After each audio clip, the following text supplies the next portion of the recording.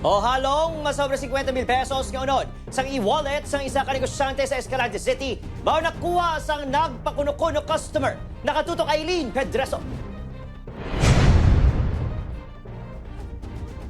Sa siningaang gulo sa CCTV, makita ang babayi nga nagapungko kag nagaistorya sa isa pa ka babayi.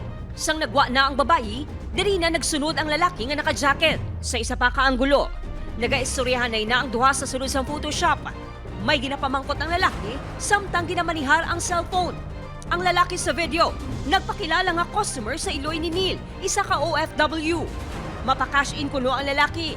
Nagkanto na sa nag-cash in sa shop kung magtemprano pa na bayaw ko. Siya nag-initiate na magpa-cash in within pila ka minutes. Naling 2 days kikin ko ang amon nga amount grabe ang niya nga diskarte. Pagsaysay sang bata sang biktima, wala kuno sang OTP nga nabato ng lalaki, rason niya siya na mismo ang nagpresentar nga magmanihar sa cellphone sa biktima para kuhaon ang reference number.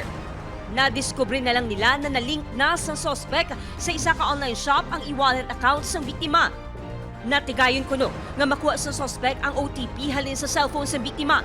Rason nga na-access niya ang e-wallet kag nakuha ang unod. Kabugusan nga 52,800 pesos ang nakuha sa suspect halin sa e-wallet.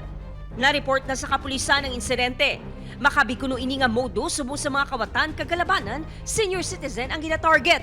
Tawag siya natin ang targeted victim. Katitigo lang, ma'am, gingamit ang OTP, ginuubos siya ang load sa iyang account. Pinapanilagan sa atin ng mga suspetado, especially sa mga tigulang. Eventually, ang mga resulta kita sila tawagan sa Aileen Pedreso. 1 Western Visayas.